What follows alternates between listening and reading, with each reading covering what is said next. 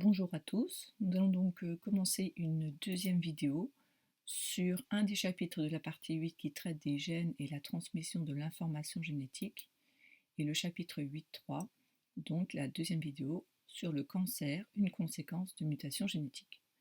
Alors en effet, une première vidéo a déjà été faite sur le cycle cellulaire. Nous allons voir dans cette vidéo la partie 2 qui parle donc de la cancérogénèse.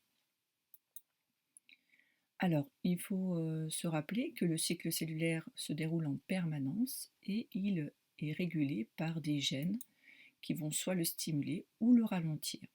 Ainsi, les cellules vont pouvoir se proliférer plus rapidement ou plus lentement. Alors, justement, au niveau des gènes de régulation, il peut y avoir des mutations. Donc, pour rappel, une mutation, c'est la modification de la séquence au niveau de l'ADN.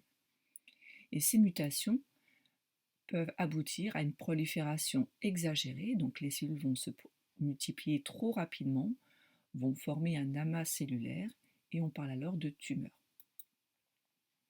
Alors quand on parle de tumeur, on fait rapidement le lien entre tumeur et cancer. Alors attention justement, la tumeur n'est pas forcément maligne, donc cancéreuse, on parle de tumeur bénigne, donc sans danger, et d'une tumeur maligne. Alors il faut être capable justement de distinguer ces deux types de tumeurs. Alors tout d'abord, les cellules prolifèrent de façon anormale, donc forment un amas cellulaire plus important que la normale. C'est ce qu'on appelle la néoplasie. Et donc cette néoplasie, on a donc la formation d'une tumeur et il peut y en avoir donc deux types. Donc sur ce document 4, qui est à prendre par cœur pour le baccalauréat, donc vous devez être capable d'expliquer la différence entre une tumeur bénigne à gauche et une tumeur maligne à droite. Alors, vous voyez que les critères sont bien mis en parallèle. Tout d'abord, une tumeur bénigne est bien limitée au niveau de l'organisme, au niveau tissulaire, alors qu'une tumeur maligne, en fait, est mal limitée. C'est dû notamment au fait que la tumeur bénigne est encapsulée, elle est enfermée par un tissu, et alors que la tumeur maligne n'est pas encapsulée. Donc, les cellules peuvent justement s'étendre de façon non déterminée.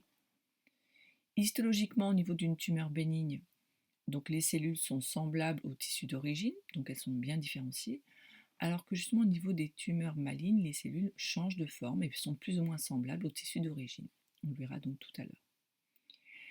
Tumeurs bénignes, les cellules sont régulières.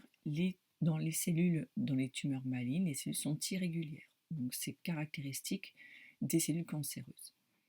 La croissance est très lente et lente pour les tumeurs bénignes et rapide pour les tumeurs malignes. Ensuite, les tumeurs bénignes, il y a un refoulement sans destruction des tissus voisins, donc elles vont prendre un peu plus de place, elles vont les pousser, les cellules voisines, mais sans les détruire, alors que les cellules qui appartiennent aux tumeurs malignes vont envahir les tissus voisins. Il n'y a pas de récidive lorsqu'on retire cette tumeur bénigne, alors que dans les tumeurs malignes, il est difficile d'enlever totalement cette tumeur maligne, et s'il reste donc quelques cellules cancéreuses, il est possible d'avoir une récidive. Et dernière caractéristique, les tumeurs malignes ne provoquent pas, il n'y a pas de métastases qui apparaissent, le cancer secondaire, on verra par la suite également, alors que pour les tumeurs malignes, il y a apparition de métastases. Alors selon la localisation et la nature de la tumeur, on distingue donc des principales tumeurs qui vont être données ci-dessous, qui sont à connaître. Le polype, c'est une tumeur bénigne d'une muqueuse, par exemple le polype colique, au niveau de la muqueuse du côlon, qu'on retire par biopsie. Le fibrome, c'est une tumeur bénigne d'un tissu fibreux, notamment le fibrome utérin, donc au niveau de l'utérus. Le grain de beauté, qui est une tumeur bénigne de la peau. Le mélanome, une tumeur maligne de la peau, donc à distinguer entre mélanome et grain de beauté, justement. Et le lymphome, c'est une tumeur maligne au niveau des ganglions lymphatiques. Donc vous devez retenir ces 5 exemples et savoir si c'est bien bénin ou malin, et au niveau de quel tissu, quel organe. Alors, vous devez être capable de différencier les différents stades de la cancérogénèse, donc connaître le nom des principaux stades et ensuite la description et surtout les processus cellulaires et tissulaires qui ont lieu. Alors, tout d'abord, il faut savoir qu'une cellule cancéreuse est caractérisée par la transformation multiple au niveau des gènes, donc au niveau de vos molécules d'ADN, qui sont responsables du contrôle de la croissance cellulaire. Et donc, ça va provoquer une accélération de cette croissance, de cette multiplication cellulaire. Les transformations qui ont lieu au niveau de l'ADN, ce sont ces fameuses mutations. Donc, l'origine de l'apparition d'un cancer, ce sont des mutations, des modifications de séquence au niveau de l'ADN. Donc, cette cellule cancéreuse qui a subi une mutation de départ, puis d'autres mutations, échappe aux différents contrôles du cycle cellulaire. Donc, les mitoses sont devenues incontrôlées. Donc, les cellules vont se diviser de façon rapide au fur et à mesure donc, que le noyau va être modifié, donc au niveau de l'ADN. La cancérogénèse, c'est donc l'ensemble des phénomènes qui transforment une cellule normale en cellule cancéreuse, également appelée cellule maligne. Un cancer met habituellement plusieurs années à se former. Alors, vous avez donc sur votre cours le document 5 qui présente les 3 grandes étapes de la cancérogénèse, donc numérotées de 1 à 3, sachant que la dernière étape se fait en plusieurs temps. Donc vous avez sur ce schéma la membrane basale, la lame basale ici et le tissu épithélial. Donc là on a un tissu épithélial avec une simple couche cylindrique. On a des cellules normales en rose clair et des cellules anormales ici en rouge. Une cellule anormale en rouge. C'est ce qu'on appelle l'initiation, c'est le point de départ. Alors l'initiation, en fait, c'est les gènes d'une cellule sont altérés par des facteurs cancérigènes, donc subissent une mutation ou plusieurs mutations. On parle de facteurs cancérigènes ou cancérogènes. Ils peuvent être soit exogènes, notamment une alimentation trop riche en graisse et pauvre en fibres, un apport calorique élevé, sédentarité, un manque d'activité physique, consommation régulière d'alcool, de tabac et exposition à différents rayonnements, notamment les rayonnements UV. Il peut y avoir également des facteurs endogènes, c'est le cas de l'hérédité ou de la génétique, également des facteurs immunitaires et hormonaux. À ce moment-là, la cellule qui est en rouge devient anormale. En étape 2, on voit que la cellule qui était anormale au départ est dessinée ici en rose.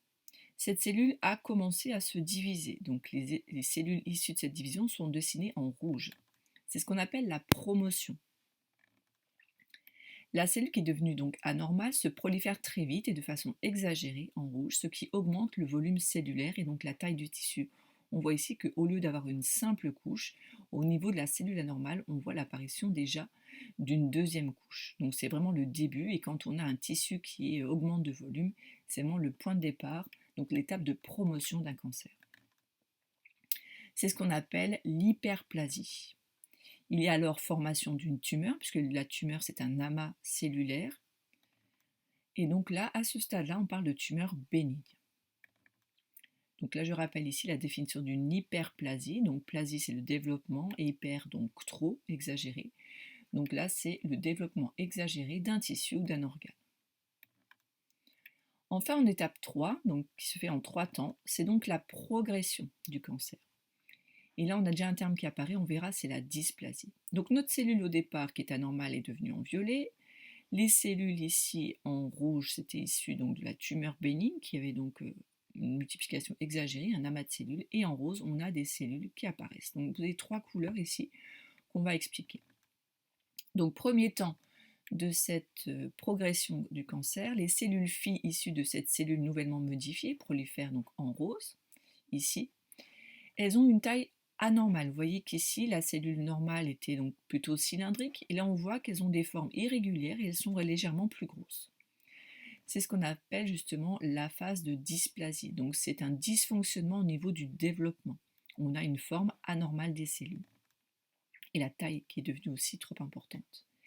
Elles forment alors un cancer in situ, ça c'est une expression à connaître, c'est-à-dire que la tumeur devient maligne, c'est ces cellules roses et violettes, mais par contre, elle reste localisée. Vous voyez que la masse cellulaire, à l'origine, reste à cet endroit-là, autour de la cellule initiale qui a été mutée. D'accord ? Donc, une nouvelle mutation cellulaire modifie le comportement d'une cellule tumorale qui est en violet. Donc, ici, lorsque les cellules deviennent anormales, c'est le moment où vous pouvez parler de cancer, d'accord, de tumeur maligne. Tant que les cellules gardent la même forme, mais sont juste en nombre trop élevé, on parle de tumeur bénigne. C'est vraiment le changement de forme qui permet de passer d'une tumeur bénigne à une tumeur maligne. Je rappelle ici la définition de dysplasie, donc c'est le développement anormal d'un tissu ou d'un organe. Le temps 2, on voit que la cellule violette, au départ, qui avait subi une autre mutation, se développe également. Donc les cellules tumorales prolifèrent en violet et présentent un aspect de plus en plus éloigné de celle d'un tissu normal. On en voit encore ici des roses pâles. Donc ce sont les cellules qui étaient au départ dans notre tissu. Donc on voit que ces cellules-là ont vraiment un aspect vraiment très très éloigné de ces cellules. Ce stade correspond à l'apparition d'un cancer primaire. Et le temps 3, on a donc le cancer primaire. Et donc les cellules cancéreuses adhèrent mal entre elles, puisque comme elles ont des formes anormales, il n'y a plus ces jonctions entre cellules. Les jonctions n'arrivent pas à se maintenir.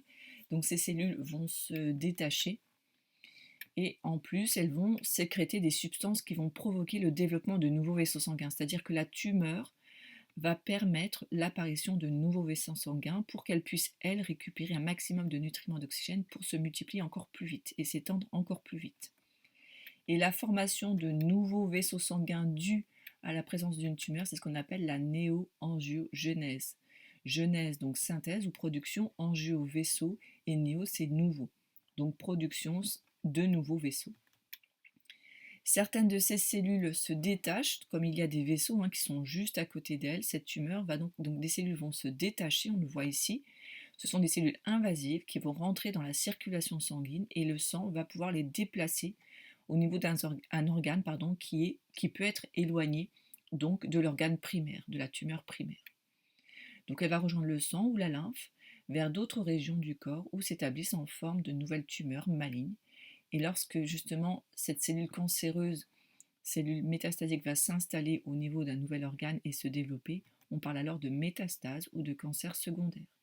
Vous pouvez avoir un cancer primaire au niveau des poumons et retrouver un cancer secondaire, des métastases au niveau des reins notamment. Ce stade correspond à la formation d'un cancer invasif. Donc vous avez ici, pour terminer cette vidéo, le document 6 qui montre le schéma qui résume les différentes étapes de la cancérogénèse, avoir cette vraiment vision générale. Tout d'abord, vous avez donc des cellules normales ici en orange pâle. Vous avez un petit éclair qui montre bien qu'il y a une exposition à un facteur mutagène, donc notamment les rayonnements ou des facteurs génétiques, etc. Donc c'est un symbole qui montre que cette cellule a été modifiée. Donc il y a une modification de la séquence d'ADN, donc une mutation, qui touche principalement évidemment les chaînes de régulation du cycle cellulaire. Ensuite, étape 2, cette cellule mutée va se multiplier. Donc là, c'est ce qu'on appelle l'hyperplasie. On voit que là, on a un nombre de cellules qui augmente, et donc des couches cellulaires qui augmentent également. On parle de tumeurs bénignes. Ensuite, on a la transformation des cellules tumorales, ici en bleu, et vous avez ici donc une tumeur maligne qui apparaît. Un cancer in situ, puisque les cellules sont bien cancéreuses, puisqu'elles ont changé de forme, mais elles restent localisées au niveau de la première cellule qui était à l'origine de ce cancer. Et ensuite, on a l'étape 4, c'est la vascularisation. Donc au départ, vous avez un vaisseau sanguin qui passe à côté de ce tissu, et la tumeur va sécréter des molécules qui va demander à ce vaisseau de faire des petites ramifications pour aller l'irriguer. Donc là, vous avez les nouveaux vaisseaux synthétisés, vous voyez, des ramifications. Donc ça, c'est la néoangiogénèse. Et lorsque les vaisseaux sont installés au niveau de la tumeur, les cellules cancéreuses, certaines vont se détacher et se déplacer dans le vaisseau sanguin pour aller rejoindre un autre organe et donc former des métastases. Donc le fameux cancer secondaire ou le cancer invasif. Voilà, donc nous avons terminé la deuxième vidéo sur le chapitre 8.3 sur le cancer, une conséquence de mutations génétiques. Donc si vous avez des commentaires sur cette vidéo, des questions sur des points qui ont été mal ou peu compris sur cette vidéo, n'hésitez pas à les mettre en commentaire. Merci.